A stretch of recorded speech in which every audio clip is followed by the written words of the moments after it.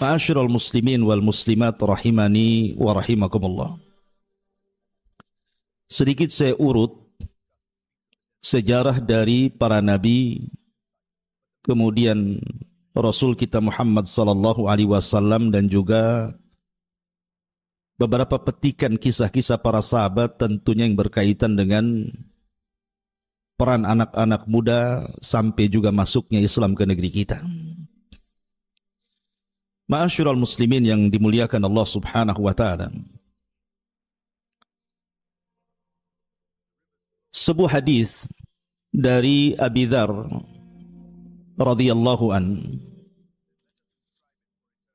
pernah bertanya kepada Nabi sallallahu alaihi wa ala alihi wasallam tentang Nabi Allah Adam alaihi salam. Apakah Adam itu seorang nabi atau bukan? Salah satu pertanyaan Abi Dzar kepada Nabi sallallahu alaihi wasallam adalah bicara tentang kam adadul anbiya. Berapa sih jumlah para nabi itu? Maka Nabi sallallahu alaihi wasallam menjawab jumlah para nabi itu 120.000 nabi. Di antara mereka 315 rasul. Artinya bahwa Allah Subhanahu wa taala mengutus utusannya sebanyak itu tentu tidak lain dan bukan dalam rangka memperbaiki manusia. Walaupun yang kita kenal namanya di dalam Al-Quranul Karim hanya 25 nabi dan rasul. Itu pun tercantum nama-namanya, 18 di antaranya tercantum dalam surah Al-An'am, dan sisanya tercantum di beberapa surat dalam Al-Quran, sehingga genap menjadi 25 nabi dan rasul. Dari 25 nabi dan rasul pun tidak semua dikisahkan dalam Al-Quran. Ada yang hanya disebut namanya tapi tidak ada kisahnya. Seperti contohnya Al-Yasa, Dzulkifli, Ilyas. Itu tidak ada kisahnya tapi namanya disebutkan dalam Al-Quran. Atau ada nabi itu yang hanya dikisahkan secara global saja, seperti kisah Nabi Syuaib, Nabi Saleh, Nabi Lut gitu ya. Tapi ada juga nabi luar biasa. Dari 25 nabi dan rasul diceritakan secara detail. Seperti Nabi Allah Ibrahim alaihi salam, Nabi Musa alaihi salam, itu luar biasa rincian dalam Al-Quranul Karim. Lah kenapa Allah Subhanahu wa taala menceritakan kisah-kisah ini, bahkan sepertiga Al-Quran itu bicara tentang kisah. Karena Quran itu kan dibagi menjadi 3, sepertiganya bicara tauhid, sepertiganya bicara hukum-hukum ibadah, dan sepertiganya bicara tentang qasas, tentang kisah-kisah umat-umat terdahulu. Apa hikmahnya? Allah Subhanahu wa taala berfirman di dalam Al-Qur'anul Karim, di antara hikmahnya adalah wa kullan naqussu 'alaika min amba'ir rusul ma nuthabbitu bihi fuadak. Dan kami kisahkan kepadamu wahai Muhammad tentang kisah-kisah para rasul, kisah-kisah para nabi sebelummu, itu dalam rangka memantapkan hatimu. Dan ibrah dalam Al-Quran itu bukan hanya khitabnya kepada Nabi SAW saja, tetapi juga khitabnya kepada kita sebagai umatnya. Seolah-olah Allah Subhanahu wa taala ingin katakan, ketika Allah Subhanahu wa taala menceritakan para nabi dan rasul dalam Al-Quran itu ada sebuah pelajaran besar. Ketika Allah Subhanahu wa taala umpamanya menceritakan tentang kisah Nabi Nuh, ada pelajaran besar bagaimana kesabaran Nabi Nuh dalam menghadapi dakwah terhadap kaumnya.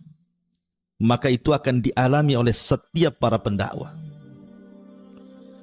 Ketika Allah Subhanahu wa taala mengkisahkan kisah Nabi Ayyub alaihi salam, Seolah-olah Allah ingin memberikan pelajaran kepada kita bahwa kita dituntut untuk sabar ketika mendapatkan musibah.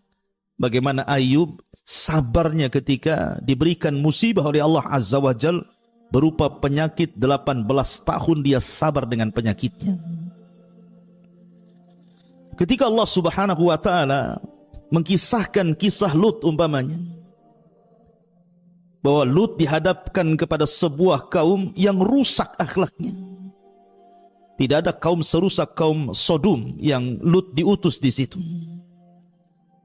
Bahwa generasi anak muda akan menghadapi masa-masa yang mungkin pernah terjadi di zaman Nabi Lut dan bagaimana cara mengatasinya. Maka Allah kisahkan. Ya. Atau seperti Allah Subhanahu wa ta'ala mengkisahkan umpamanya kisah Nabi Allah Ibrahim alaihi salatu wassalam, bagaimana Ibrahim anak muda yang tangguh ketika berhadapan dengan Namrud, dan itu akan dialami oleh setiap para duat dan para dai. Dan begitu seterusnya, artinya bahwa tidak ada yang tidak ada pelajarannya. Ketika Allah Subhanahu wa ta'ala mengkisahkan para nabi, terutama kisah Nabi kita Muhammad sallallahu alaihi wasallam. Banyak pelajaran, bahkan syarat pelajaran yang Anda akan dapati ketika kita bicara tentang kisah sosok manusia terbaik umat ini, Rasul Muhammad sallallahu alaihi wasallam. Nanti saya akan uraikan kisah-kisah, pelajaran-pelajaran khususnya untuk membangkitkan generasi anak muda di zaman sekarang, bagaimana menghadapi fitnah yang sudah menyebar di tengah-tengah kita. Ma'asyiral muslimin yang dimuliakan Allah Subhanahu wa ta'ala, kalau kita melihat beberapa kisah dalam Al-Quranul Karim yang berkaitan dengan peran anak muda atau generasi muda, itu luar biasa. Al-Quran itu menceritakan tentang kisah-kisah anak-anak muda yang kita bisa petik pelajarannya. Yang pertama, Anda bisa baca dalam surah Al-Anbiya ayat 58 atau 60 sampai 58 sampai 60. Ketika Allah Subhanahu wa ta'ala mengkisahkan sosok anak muda yang Allah Subhanahu wa ta'ala katakan, qalu sami'na fatan yadhkuruhum yuqalu lahu Ibrahim. Mereka berkata bahwa kami mendengar ada anak muda. Lihat bahasa Quran, Allah mengatakan dengan kalimat fatan, anak muda. Anak muda ini bernama Ibrahim. Maksudnya Nabi Allah Ibrahim alaihi salam. Nabi Ibrahim alaihi salatu wassalam adalah anak muda pemberani. Bayangkan, dia sendirian menghadapi penguasa dunia yang zalim, Namrud. Kita tahu bahwa di dunia ini ada 4 raja yang pernah menguasai dunia. 2 mukmin dan 2 kafir. Adapun yang mukmin adalah Nabiullah Sulaiman alaihi salam dan juga Raja Dzulqarnain yang disebutkan dalam surah Al-Kahfi. Adapun yang kafir ada namanya Namrud dan juga Bukhtun Nasr yang menghancurkan Palestina dan membantai kaum Yahudi pada zamannya. Lah ada anak muda namanya Ibrahim alaihi salam sendirian menghadapi raja yang sangat zalim. Dengan keberaniannya dia menghancurkan patung-patung istana.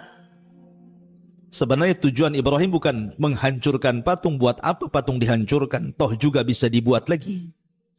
Hari ini patung dihancurkan, besok bisa diproduksi lagi. Tapi Nabi Ibrahim ingin memberikan pelajaran dengan kecerdasannya. Itulah bedanya anak muda dengan orang tua tuh. Anak muda itu punya kecerdasan. Ketika pengalaman tidak bisa menjadi solusi, maka kecerdasan itu diperlukan.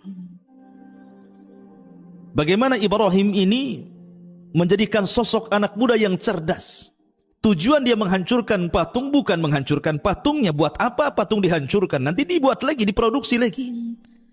Tapi Ibrahim ingin mengatakan kepada Namrud dan para penyembah berhala di zaman itu, bahwa berhala-berhala yang dianggap Tuhan oleh kalian itu jangan lagi melindungi kalian, melindungi diri mereka sendiri saja tidak sanggup. Lalu buat apa disembah kalau tidak bisa mendatangkan manfaat dan tidak bisa mencegah madarat? Lihat bagaimana peran anak muda Ibrahim alaihissalam, pemuda yang cerdas. Ini satu kisah. Kisah yang kedua disebutkan dalam surah Al-Kahfi ayat 11 sampai 25. Ketika Allah Subhanahu wa taala menceritakan tentang 7 anak muda. Allah Subhanahu wa taala berfirman, "Idz awal fityatu ilal kahfi faqalu rabbana atina min ladunka rahmatan wa hayyi lana min amrina rasyada." Ingatlah ketika para pemuda, sekali lagi Allah menyebutnya dengan kalimat para pemuda, bukan orang tua. Ini generasi-generasi muda di zaman itu. Ingatlah ketika para pemuda-pemuda itu berlindung ke dalam gua. Lalu mereka berdoa, "Ya Allah, berikanlah rahmat kepada kami dari sisimu dan sempurnakan petunjuk yang lurus bagi kami dalam urusan kami." Dahulu ketika ada sebuah acara kerajaan pada zaman Romawi dulu, maka diundanglah para pejabat dari daerah-daerah. Masalahnya dalam acara kerajaan itu disuruh untuk menyembah berhala. Rupanya ada anak-anak muda yang mereka mengikuti ajaran Isa bin Maryam, sehingga mereka mentauhidkan Allah. Karena di zaman itu agama yang paling benar adalah agama Isa bin Maryam sebelum datang Islam. Fitrah mereka menolak, tidak mau menyembah berhala. Akhirnya kemudian salah satu anak pejabat yang hadir tidak mau ikut dalam acara itu. Satu, kemudian datang lagi satu, kemudian datang lagi satu, sampai 7 anak muda. Awalnya tidak saling kenal. Kemudian tiba-tiba mereka berkumpul di satu tempat. Awalnya tidak saling bicara karena takut curiga mencurigai dengan yang lainnya. Setelah membuka pembicaraan satu dengan yang lainnya, rupanya mereka ada kesepakatan bahwa mereka mengingkari acara kerajaan yang penuh dengan kesyirikan itu. Tetapi kemudian perkumpulan mereka ketahuan, mereka pun ditangkap. Kemudian mereka dipaksa untuk menyembah berhala, kalau tidak mereka dibunuh. Akhirnya mereka pun meminta diberikan kesempatan untuk berfikir 3 hari. Rupanya 3 hari ini digunakan untuk kabur. Maka kemudian larilah 7 anak muda ini dan seekor anjing. Rupanya mereka lari ke perbukitan. Disitulah menemukan sebuah gua yang sangat dalam, yang sangat besar. Dalam bahasa Arab disebut kahfun namanya. Makanya suratnya disebut suratul kahfi. Dalam bahasa Arab gua itu ada 2 jenis. Ada namanya ghar, seperti Rasul itu di ghari Hira namanya. Gua kecil tidak dalam, itu namanya ghar, gua Hira. Tetapi kalau dalam besar itu disebut Al-Kahfu ataupun Al-Kahfi. Lah anak-anak muda ini masuk ke dalam gua itu. Lihat bagaimana perjuangan anak-anak muda ini. Bahwa anak muda itu perlu berjuang. Harus ada semangat juang gitu ya. Jangan memble anak-anak muda itu. Anak-anak muda itu harus semangat. Sehingga kemudian Ashabul Kahfi ini masuk ke dalam gua. Sempat pasukan itu menemukan gua itu. Tapi karena mereka takut masuk, akhirnya mereka menimbun pintu gua itu. Dengan alasan supaya mereka mati di dalam. Tetapi Allah Subhanahu wa ta'ala rupanya sudah tidurkan anak muda ini 3 abad lebih. 300 tahun lebih anak muda ditidurkan oleh Allah Subhanahu wa ta'ala. Subhanallah, anehnya ketika mereka terbangun, rupanya raja zalim itu sudah mati, digantikan raja yang baik. Tapi bagaimana di sini Allah Subhanahu wa taala menyebutkan kisah anak-anak muda itu di zaman itu. Perjuangan mereka, tekad mereka luar biasa gitu. Ini juga satu kisah anak-anak muda yang disebutkan dalam surah Al-Kahfi ayat 11 sampai 25 dan seterusnya.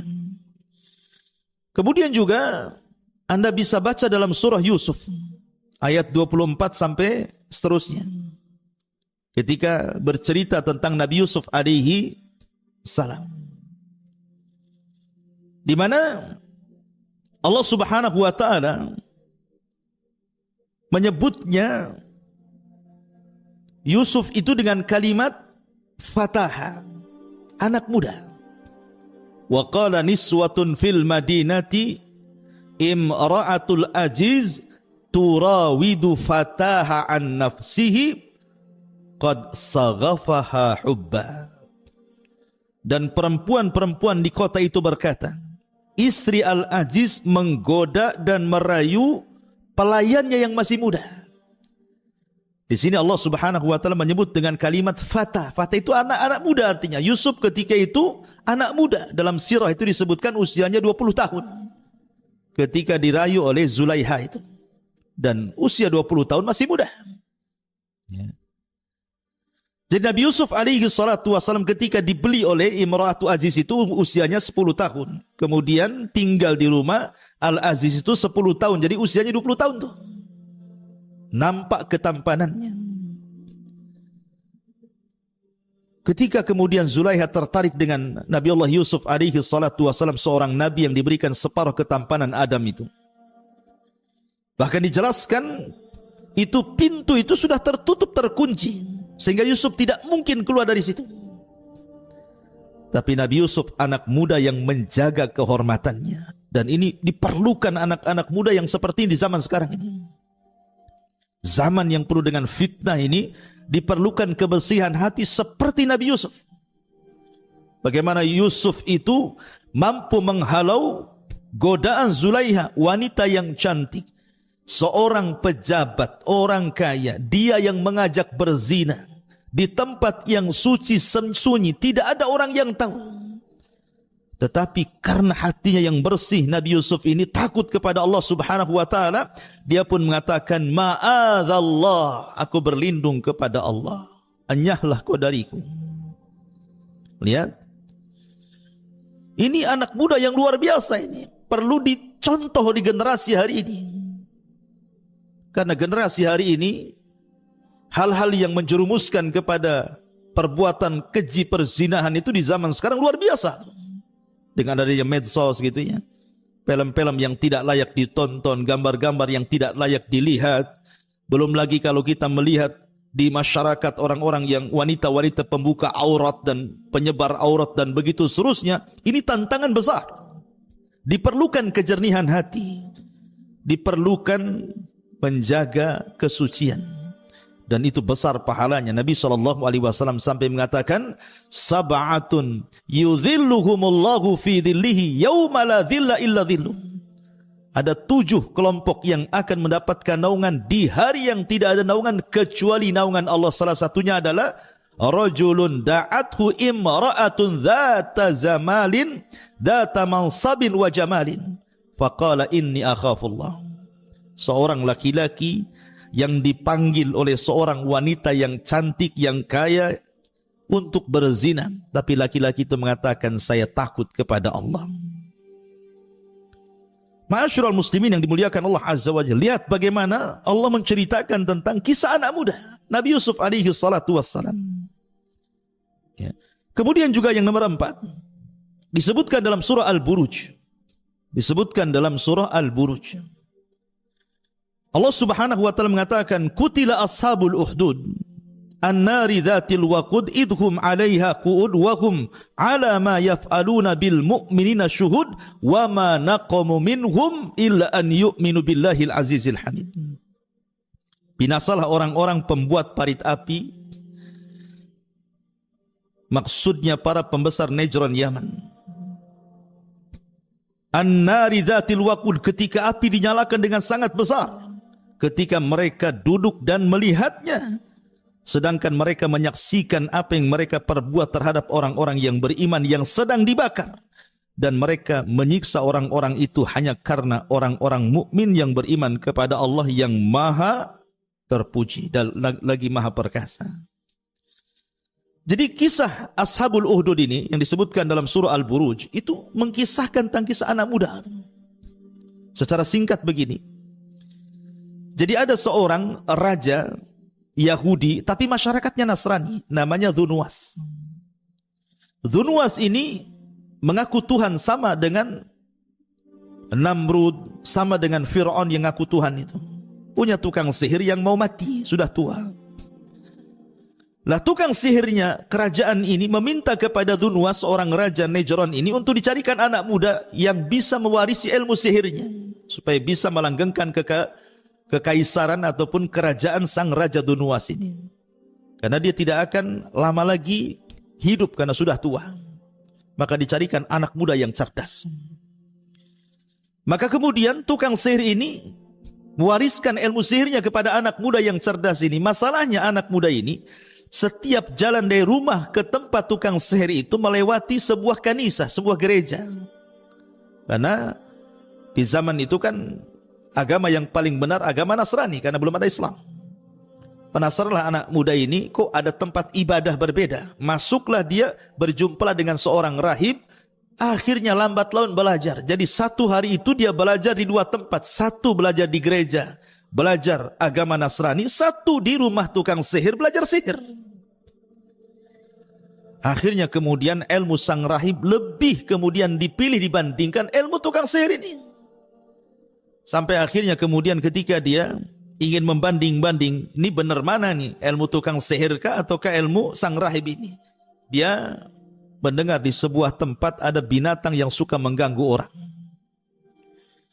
Kemudian dia pun mendatangi tempat tersebut, diambilnya kerikil sebiji jari. Kemudian dia pun mengatakan, ya Rabb, kalau seandainya ilmu yang diajarkan kepadaku dari sang rahib jauh lebih benar dibandingkan ilmu tukang sihir ini, maka tolonglah, bunuhlah binatang yang mengganggu masyarakat itu. Tanpa dia berkomat kamit, tanpa dia membaca mantra.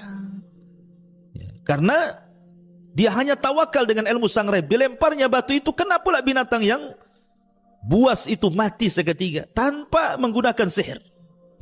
Langsung mati. Dari situ dia yakin bahwa agama sang rahib jauh lebih benar dibandingkan tukang sihir. Dari situ dia tinggalkan ilmu sihir. Dia fokus belajar agama kepada sang rahib. Kemudian setelah itu dia pun keluar dan menjadi seorang tabib. Bahkan sampai bisa menyembuhkan orang buta. Lah Dzunwas ini punya penasehat, buta orangnya. Mendengar ada anak muda bisa mengobati penyakit buta, dipanggil ke rumahnya. Tapi anak muda ini ingat, dia bukan hanya menjadi tabib. Tabib itu hanya sekedar wasilah dakwah. Jadi setiap dia mengobati orang, anak muda ini mengatakan, saya akan obati penyakitmu, tapi syaratnya kau akan beriman kepada Allah Azza wa Jalla. Inilah anak muda. Ya.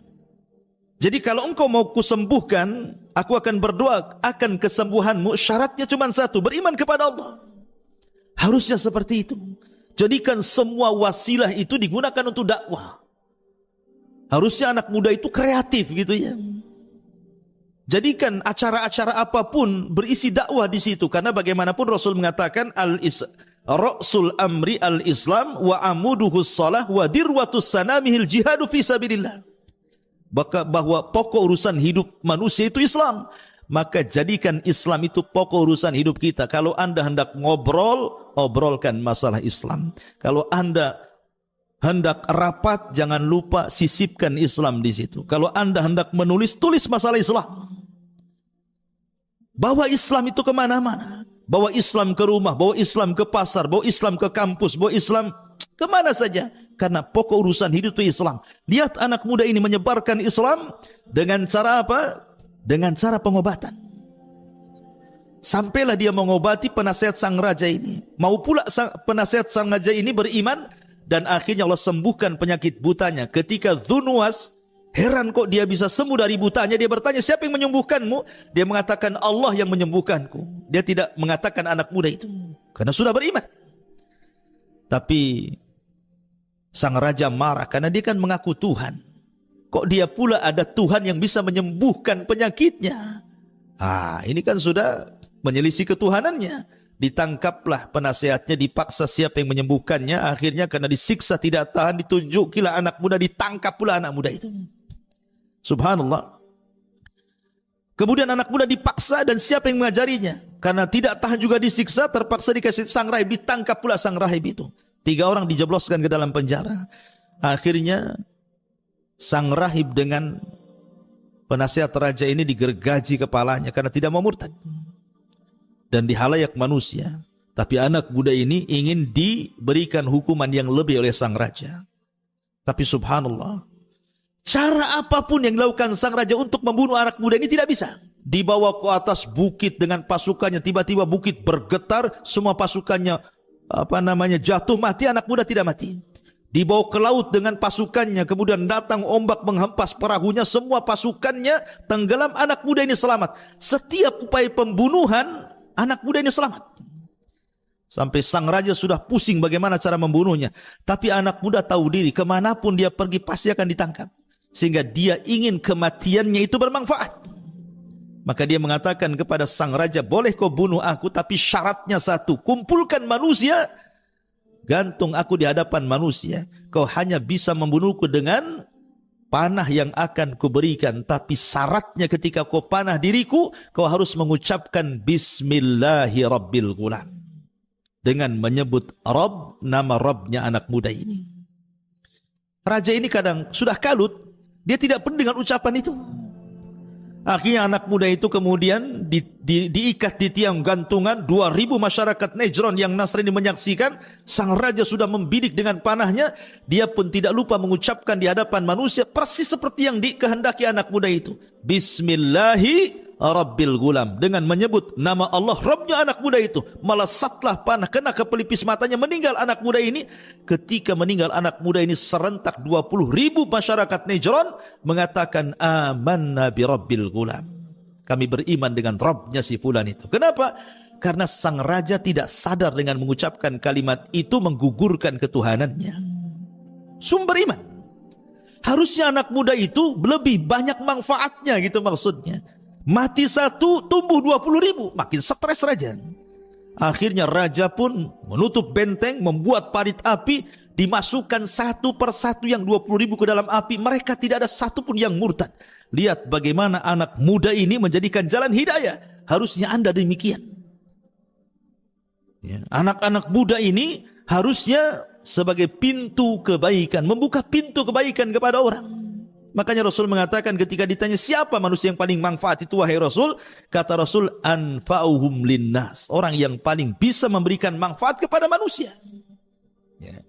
Ini dalam surah Al-Buruj. Kemudian dalam surah Al-Kahfi ayat 61 sampai 65 juga disebutkan kisah anak muda.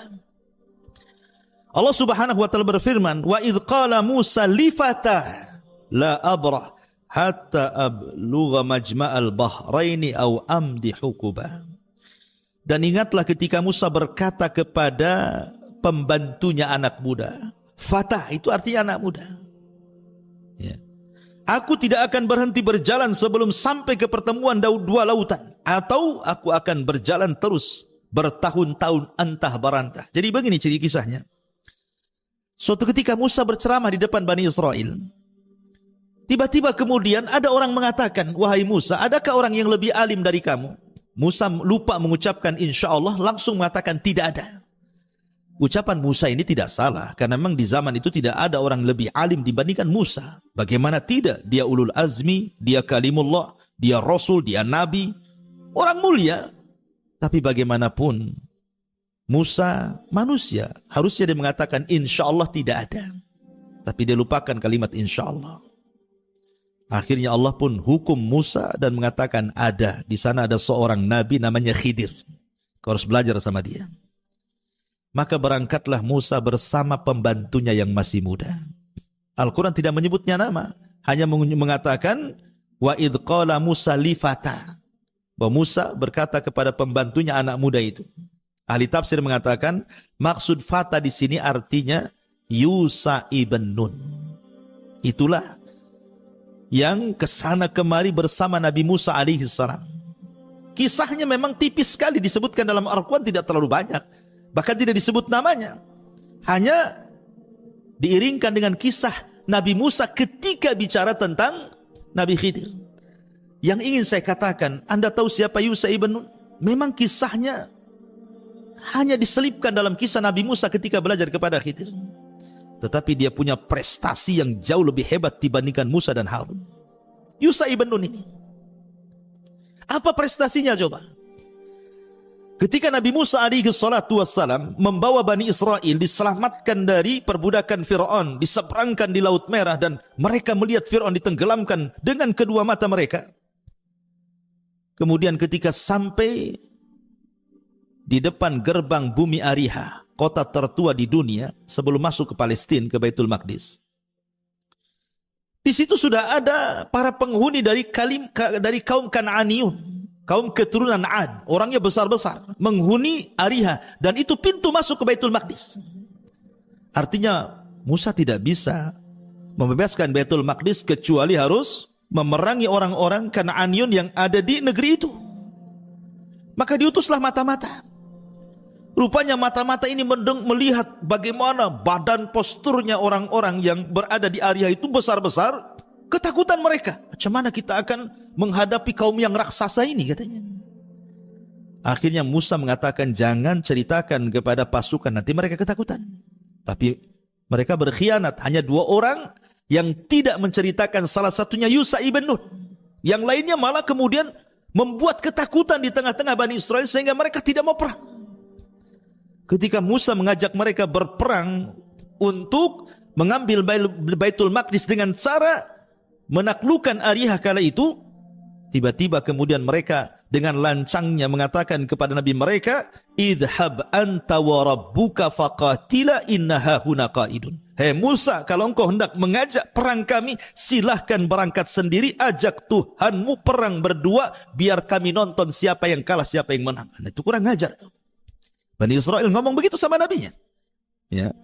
Akhirnya kemudian Allah pun adab Bani Israel, terpaksa mereka harus dibuat linglung di negeri yang disebut dengan Ardute. Mereka tidak bisa keluar dari situ, di gurun pasir, panas, kering, kelontang, nggak ada tumbuhan, nggak ada tanaman. 40 tahun mereka tinggal di situ. Sampai Musa meninggal di situ, Harun pun meninggal di situ. Tidak bisa merebut Baitul Maqdis. Baru datang generasi pemberani dipimpin Yusha ibn Nun. Bayangkan, tadinya seorang pembantu Nabi Musa, tapi karena kemana-mana bersama Nabi, akhirnya diangkat jadi Nabi juga. Yusha ibn Nun diangkat jadi Nabi. Nabi Yusha ibn Nun, dialah yang memimpin generasi setelah Musa dan Harun dan berhasil merebut Baitul Maqdis.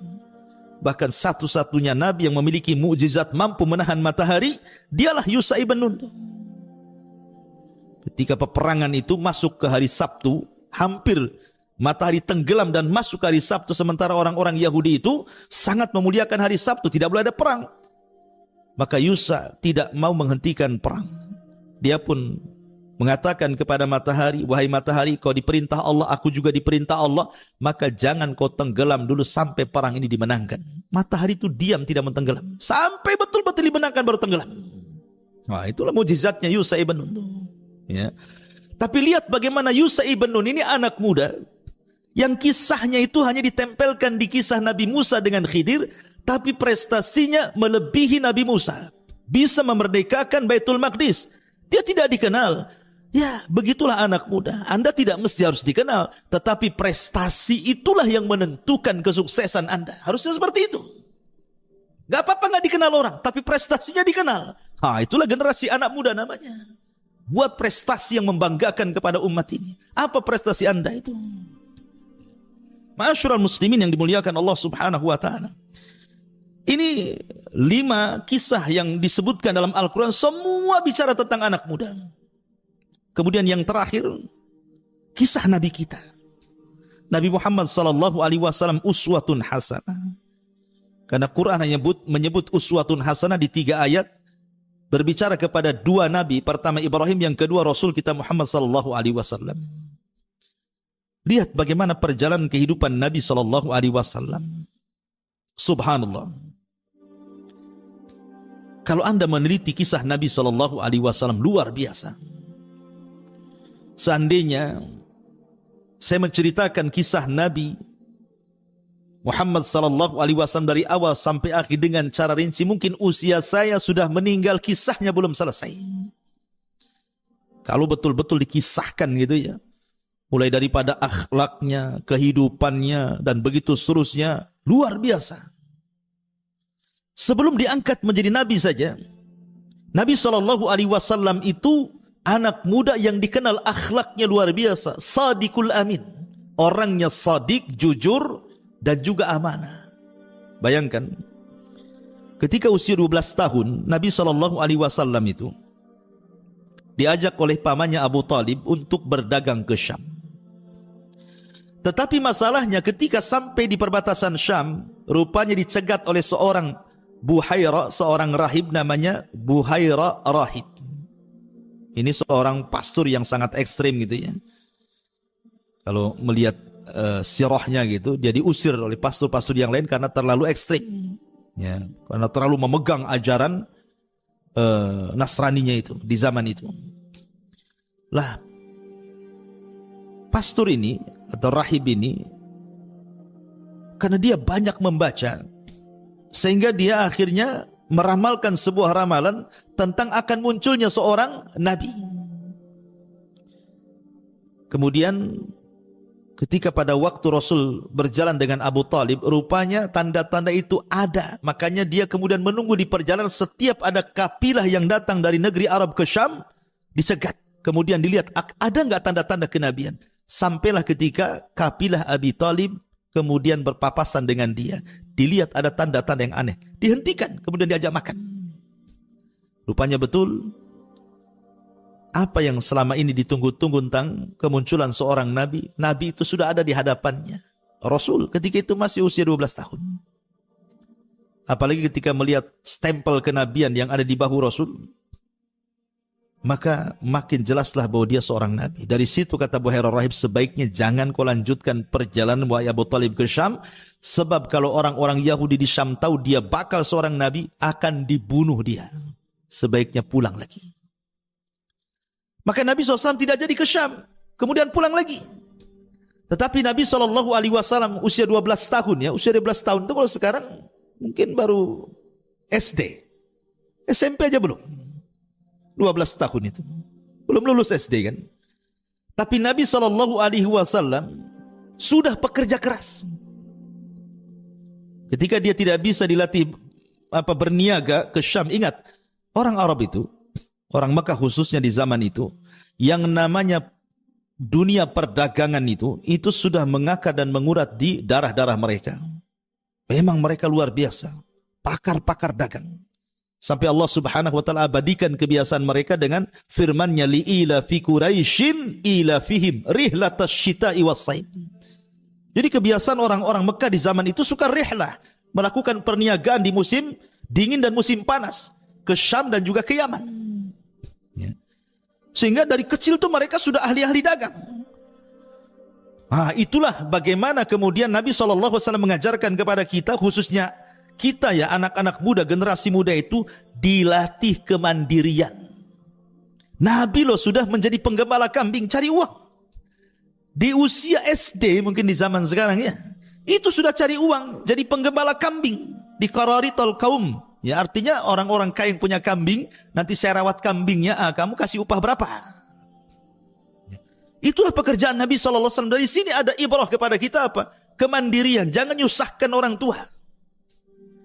Ini subhanallah, terkadang anak-anak muda di zaman sekarang dari SD, orang tua yang kasih biaya, masuk SMP gitu lagi, SMA iya, sudah jadi masuk juga ke universitas, sudah keluar masih nyusahkan orang tua. Kan ada orang kayak gitu tuh, masih minta la haula wala quwata illa billah. Harusnya kan mandiri gitu ya, Sudah terlampau lama dari SD sampai berkuliah ini, orang tua udah capek. Ada sebagian mereka menjual sawah mereka, ngutang sana sini untuk supaya generasi muda ini berpendidikan. Bukannya makin mandiri gitu ya. Terkadang masih ada orang yang menengadahkan tangan pula, meminta-minta sama orang tuanya. Harusnya mandiri. Harus seperti itu. Rasul lihat, diajarkan kemandirian di sini. 12 tahun jadi pengembala dia. Subhanallah. Ini ada, kenapa sebutan Shadiqul Amin, kenapa sampai muncul? Begini ceritanya. Jadi Nabi SAW itu kan banyak kawan-kawan sesama penggembala tuh. Sama penggembala. Jadi ketika ada musim-musim pernikahan, walimatul arush gitu ya. Terkadang kawan-kawan sama penggembala itu ingin hadir ke tempat-tempat undangan-undangan pernikahan itu. Tapi mereka bingung, karena mereka harus meninggalkan kambing-kambing mereka. Akhirnya kemudian mulailah di antara mereka menitipkan kambing kepada Rasul. Tolonglah ini rawat dulu kambing saya ada acara dulu. Nah, seperti itu. Subhanallah, setiap Rasul dititipkan kambing oleh teman-temannya, para penggembala itu, tidak ada satupun kambingnya yang mati. Tidak ada satupun kambingnya yang hilang. Tidak ada satupun kambingnya yang sakit. Bahkan kambingnya makin gemuk, dirawat luar biasa. Ingat, penggembala kambing itu bukan 1-2 kambing kayak tempat kita. Ya, kita saja pernah hidup di Timur Tengah sana, semiskin-miskinnya orang sana itu ya 100 kambing itu masih miskin kalau penggembala itu. Ya, kambing ribuan gitu ya di sana. Apalagi penduduk Mekah itu memang di zaman itu makanan pokok adalah daging kambing. Lain dengan Madinah kurma gitu ya. Tetapi tentu kan beda. Makanya wajar orang Mekah itu makan kambing gak akan kolesterol, gak akan darah tinggi, karena itu makanan pokok mereka. Kenapa tidak menimbulkan penyakit gitu ya orang makan daging orang-orang Mekah itu? Karena berkat doa Nabi Allah Ibrahim ketika mendoakan makanan dihidangkan istri kedua Ismail, karena istri pertama diceraikan karena tidak punya akhlak, dan menikah lagi dengan istri kedua dan akhlaknya baik. Ketika dihadirkan kambing, daging kambing, dan itu menjadi makanan pokok penduduk Mekah, Ibrahim mengatakan Allahumma barik li ta'amihim wa syarabihim. Ya Allah, berkahi makanannya dan minumannya. Maka menjadilah Zam-Zam menjadi berkah, dan juga daging sebagai makanan pokok menjadi berkah, sehingga tidak membawa penyakit. Ya, tapi ingat ya, ini kambing yang ada di Mekah. Jangan pula Anda yang di Semarang makan kambing saya. Ya, kalau 1 bulan saja orang di Semarang makan kambing, itu udah siap-siap aja masuk rumah sakit. Ya. Kolesterolnya naik semuanya gitu ya. Artinya bahwa, kembali ke cerita, jadi Nabi SAW ketika dititipi sesama penggembala itu, amanah luar biasa. Mulailah tersebar akhlak di tengah-tengah para penggembala kambing. Dan Nabi itu jarang bergaul dengan anak-anak muda, ya, tidak bebas bergaul gitu, memilih-milih. Kalaupun hadir di walimatul arush, karena di zaman itu kan minuman khamar dan begitu seterusnya masih diminum gitu. Paling Nabi SAW terkadang tertidur, entah apa yang terjadi, kemudian selesai, kemudian pulang. Intinya bahwa Nabi mulai terkenal dengan amanahnya, Al-Amin. Kemudian Rasul tidak pernah berdusta, maka disebut Shadiq, orangnya jujur. Melekatlah kalimat Shadiqul Amin. Makanya ini pula yang kemudian ketika di usia 20 tahun, tiba-tiba ada seorang wanita tahirah yang suci, Khadijah bintu Khuwailid, wanita tajir kaya raya. Seandainya kekayaannya dikumpulkan dengan seluruh kekayaan laki-laki kaya di zaman itu, tetap Khadijah masih kaya. Wanita kaya luar biasa, tapi sudah disebut tahirah. Tahirah itu wanita suci karena dia menutup auratnya, padahal belum ada Islam. Rasul pun belum diangkat jadi nabi, tapi dia sudah menutup aurat tuh, Khadijah itu. Makanya disebut tahirah, wanita suci. Mendengar kok ada anak muda yang baik, tertariklah dia. Dicari, akhirnya berkenalan dengan Nabi SAW, diajak kerjasama, berdagang dengan sistem mudharabah. Akhirnya Khadijah melihat bagaimana akhlak yang luar biasa, bagaimana keuntungan yang melimpah, dan begitu seterusnya. Belakangan dia tertarik dan ingin menikah dengan Nabi SAW. Lah, dari sini saja kita bisa petik banyak pelajaran. Ya, bagaimana anak muda ini, Nabi SAW mengajarkan kepada kita akhlak yang luar biasa. Rasul di usia 20 tahun ke bawah nih, ya. Tetapi lihat, akhlaknya sudah dikenal. Akhlaknya sudah dikenal.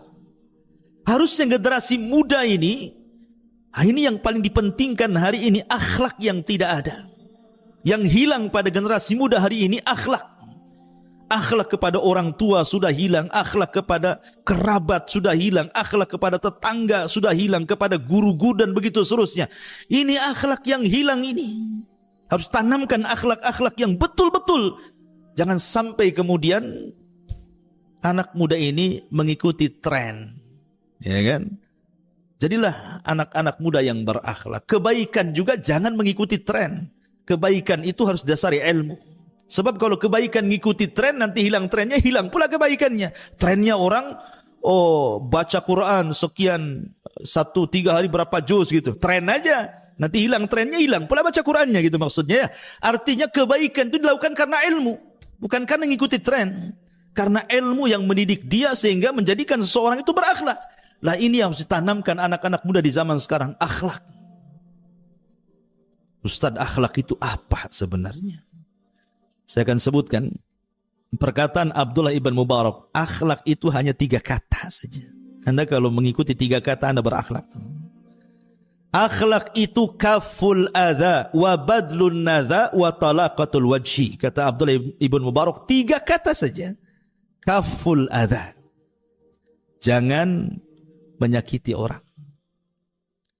Baik dengan lisan, ataupun dengan perbuatan, ataupun dengan hati.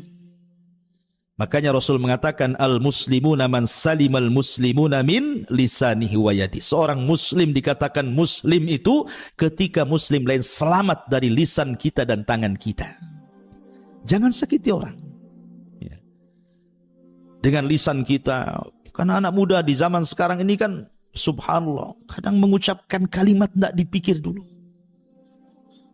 Enggak berakhlak lagi sudah. Wah, kalau sudah marah itu kalimat-kalimat binatang semua keluar. Cacian, makian, laknatan itu sudah biasa anak-anak muda zaman sekarang ini. Kesenggol sedikit sakit hati langsung memaki orang gitu. La haula wala quwata illa billah. Maka cerminan akhlak itu bisa menjaga lisan, tidak mengeluarkan kata-kata kecuali yang baik. Kalau tidak bisa diam. Atau perbuatan, atau mungkin hati. Mudah suudon sama orang gitu ya. Kemudian yang kedua, badlun nadha. Kata Abdullah bin Mubarak, badlun nadha itu artinya mudah menolong. Anak muda sekarang mudah menolong. Harusnya mudah menolong. Apalah yang bisa saya bantu? Anda bisa ilmu, sebarkan ilmu. Anda bisa punya tenaga dengan tenaganya, dengan jabatannya, dengan apanya. Apa yang bisa Anda lakukan untuk Islam, lakukan. Kemudian talaqatul wajhi. Jangan lupa punya wajah yang tidak menyeramkan orang. Mudah senyum. Ya. Mudah senyum. Lihat bagaimana Nabi Allah Sulaiman ketika melihat senyum semut yang bicara kepada sesama semutnya. Ketika Sulaiman hendak berjalan dengan pasukannya, kata Raja Semut, masuklah kalian kepada lubang-lubang kalian. La yakhtimannakum Sulaiman wa junuduhu wa hum la yash'urun. Jangan sampai Sulaiman dan pasukannya menginjak kalian sementara mereka tidak tahu. Sulaiman paham bahasa binatang. Apa? Ketika mendengar Raja Semut ngomong begitu, fatabassama dhahika min qawliha. Sulaiman pun senyum dan tertawa kepada semut. Kalau semut saja disenyumi sama Sulaiman, ya harusnya sama orang lebih senyum lah kan begitu. Ya, tapi jangan pula kita ada semut senyum pula ke semut Anda gitu ya. Artinya bahwa di sini bagaimana Sulaiman mengajarkan akhlak senyum. Ya, senyum itu penting. Orang kalau biasa senyum pasti manis senyumnya. Orang kalau jarang senyum, sekali senyum itu pahit rasanya. Ini apa kok senyum? Ini ada masalah ini kan gitu. Ya. Ma'asyiral muslimin yang dimuliakan Allah Subhanahu wa taala. Intinya bahwa Nabi mengajarkan akhlak itu anak muda luar biasa. Makanya Rasul mengatakan bu'ithtu liutammima makarimal akhlak. Makanya ketika dia diangkat jadi Nabi dan Rasul, tidak ada yang mencela akhlak Nabi. Tidak ada. Ketika Rasul diangkat jadi Nabi dan Rasul, tidak ada yang mencela akhlak Nabi. Enggak ada yang mencela akhlak Nabi. Mereka tidak menerima dakwah Nabi itu bukan dari segi akhlaknya, tapi dari segi konten dakwahnya. Mereka tidak mau dinasehati. Tidak, ketika Nabi SAW mengajarkan tauhid untuk meninggalkan berhala, mereka enggak mau itu saja. Mereka berpegang kepada ajaran anak nenek moyang mereka. Dan subhanallah, di zaman periode Mekah, itu yang banyak masuk Islam anak muda. Orang tua itu susah masuk Islam. Abu Jahal, CS itu susah masuk Islam. Mereka lebih berpegang kepada nenek moyang mereka. Anak-anak muda itu yang masuk Islam. Abu Bakar, Umar, Utsman. Al-asyaratul mubasyiruna bil jannah. Kalau anda tahu, 10 sahabat yang dijadikan masuk surga itu semua anak muda. Yang usianya 30 tahun ke atas cuma 3 orang. Abu Bakar, Utsman, Abdurrahman, Ibn Auf. Coba. Yang usianya 30 tahun ke bawah, itu 5 orang. Bahkan yang usianya 20 tahun ke bawah, itu 2 orang. Artinya itu anak-anak muda. Dan semua menjadi pemimpin Islam. 10 sahabat injikan masuk surga itu, semua menjadi pemimpin Islam. Bukan pemimpin Arab, pemimpin Islam. Semua menorehkan sejarah. Dan semua mengajarkan pendidikan kepada generasi muda. Lihat Abu Bakar, Umar, Utsman, Ali, Tolha, Zubair. Subhanallah. Kalau anda membaca biografi mereka, luar biasa. Pelajaran besar bagi generasi muda itu. Ma'asyiral muslimin, coba. Nabi SAW berdakwah itu tidak lama. Berbeda dengan nabi-nabi sebelumnya. Nuh berdakwah kepada kaumnya berapa tahun? Alfasanatin illa khamsina ama. 1000 dikurangi 50 tahun. Berarti 950 tahun Nuh itu berdakwah. Setiap 20 tahun sekali baru dapat 1 pengikut. Sehingga pengikutnya tidak banyak Nuh itu. Yang di perahunya itu. Walaupun menjadi cikal bakal manusia sampai hari ini. Makanya Nuh disebut Abul Bashari Tsani. Bapak manusia kedua. Karena semua manusia nasabnya kepada 3 putra Nuh. Tapi lihat dakwahnya Nabi Nuh. 950 tahun dengan berbagai macam metode. Dari yang lembut sampai yang keras. Dari mulai malam sampai siang. Da'autu laila wa nahara. Aku berdakwah siang malam, kata Nuh. Tapi tidak diterima dakwahnya. Nabi SAW itu berdakwah cuma 23 tahun saja. 13 tahun di kota Mekah. 10 tahun di kota Madinah. Tapi tidaklah Nabi SAW wafat kecuali Rasul sudah mempersiapkan generasi-generasi anak muda, pemimpin-pemimpin masa depan kaum muslimin, dan semua bidang ada pada para sahabat Nabi. Apa yang dihajatkan kaum muslimin ada. Nah, ini menunjukkan apa? Ilmu parenting namanya. Bagaimana Nabi SAW itu membuat pendidikan yang sangat berhasil. Tidak perlu belajar parenting ke barat itu. Nabi sudah mengajarkan, tidaklah Rasul wafat kecuali generasinya sudah ada. Semuanya berhasil. Yang dihajatkan kaum muslimin ada semua di para sahabat. Semua ada. Gak ada yang gak ada. Apa yang dihajatkan manusia ada semuanya di para sahabat. Siapa yang mendidik mereka? Nabi. Generasi sahabat. Anak-anak muda luar biasa. Bahkan kalau anda lihat, para pakar hadis, itu semua anak muda. Ya. Ma'asyiral muslimin yang dimuliakan Allah Azza wa Jalla. Siapa para pakar hadis saya contohkan? Pakar hadis itu maksudnya yang banyak meriwayatkan hadis kepada kita. Abu Hurairah, Abdullah ibn Umar, Anas ibn Malik, Aisyah, Abdullah ibn Abbas, Jabir bin Abdullah, Abu Sa'id Al-Khudri. Ini 7 orang yang dikenal al-mukthiruna fil hadis. Yang banyak meriwayatkan hadis Nabi sampai kepada kita ini, yang dikeluarkan oleh para pengeluar hadis Muslim, Bukhari, Abi Dawud dan begitu seterusnya, itu kebanyakan dari 7 sahabat ini. Mereka lah orang-orang yang banyak meriwayatkan hadis di atas 1000 hadis, maksudnya gitu. Jadi sahabat-sahabat yang meriwayatkan hadis sampai kepada kita di atas 1000 hadis. Dan yang terbanyak adalah Abu Hurairah, 5000 hadis lebih gitu ya. Tapi kita lihat Abu Hurairah radhiyallahu an, anak muda. Ya. Abdullah bin Umar anak muda. Bahkan Abdullah bin Abbas itu berjumpa dengan Rasul cuma 3 tahun saja. Kemudian Rasul meninggal dunia. Tapi tidak menghalangi menjadi ulama dunia. Abdullah bin Abbas itu anak muda. Usia 13 tahun Rasul sudah meninggal. Karena ketika dia dibawa oleh bapaknya Abbas itu dari Mekah ke Madinah pada tahun 7 Hijriah, baru berjumpa dengan Rasul di usia 10 tahun. Sehingga 11 Hijriah Rasul meninggal, hanya berjumpa 3 tahun bersama Rasul. Tapi lihat 3 tahun perjalanan bersama Rasul menjadikan Abdullah bin Abbas ulama besar. Hanya 3 tahun saja. Menunjukkan kegigihan Abdullah bin Abbas tentunya dalam belajar. Ya, dalam belajar. Anas bin Malik menjadi pembantu Rasul gitu ya, di usia 10 tahun sampai wafatnya Nabi. Jadi ulama besar. Jabir bin Abdullah, Abu Sa'id Al-Khudri, bahkan Ummul Mu'minin Aisyah radhiyallahu anha, ini semua usia-usia muda tuh. Usia muda, cerdas, berkualitas, dan juga menorehkan banyak sejarah. Lah harusnya anak-anak muda seperti itu.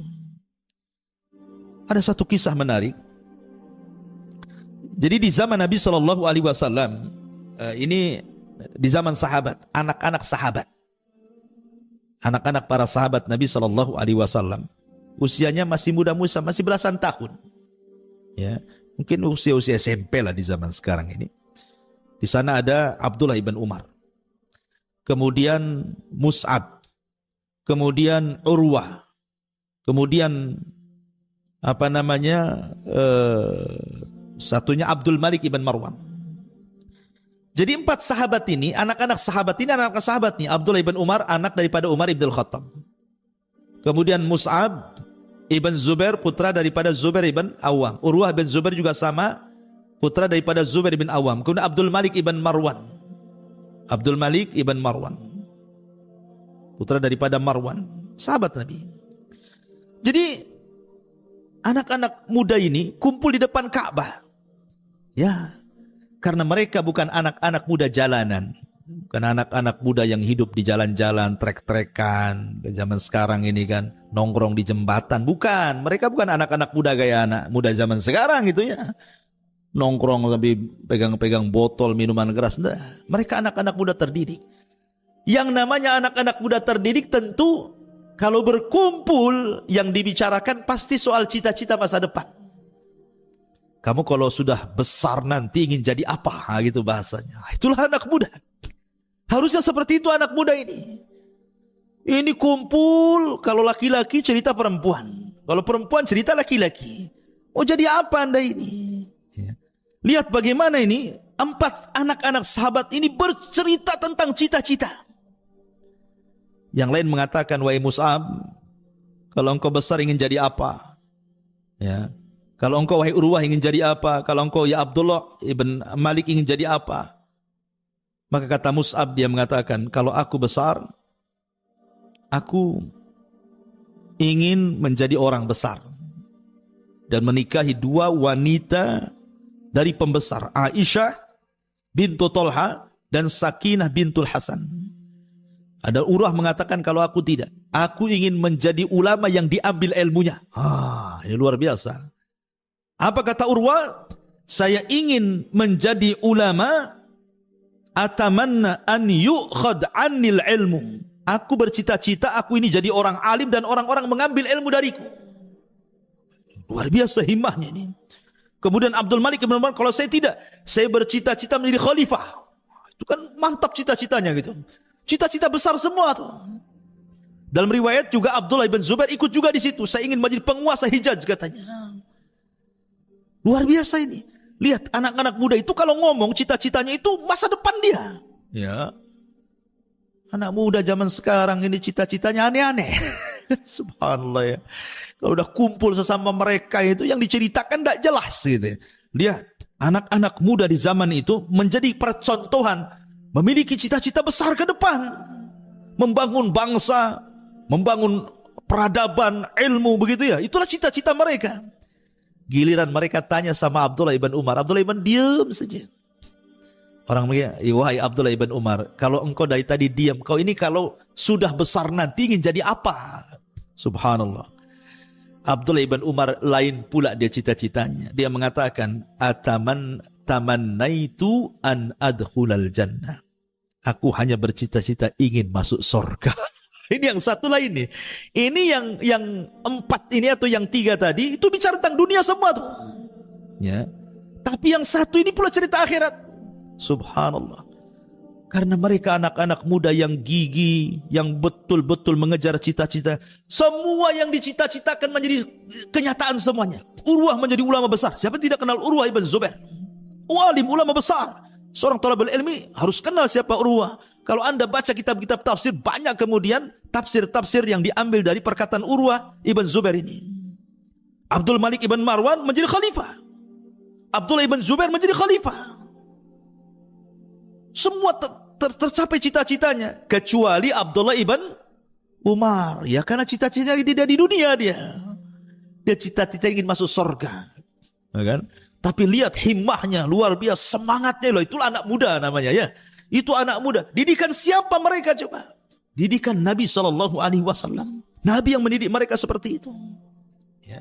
Jadi generasi muda harus bangkit. Jangan loyo. Ya. Justru dari para sahabat Nabi inilah kemudian Islam tersebar kemana-mana. Di zaman Khulafaur Rasyidin saja sudah kemana-mana tuh. Di zaman Uthman saja sampai ke daratan Afrika sana. Bahkan di zaman Uthman inilah sabda Rasul terbuka bahwa kalian akan membawa pasukan melewati lautan. Di zaman Uthman terjadi melewati lautan sampai daratan Afrika itu kemudian dikuasai kaum muslimin.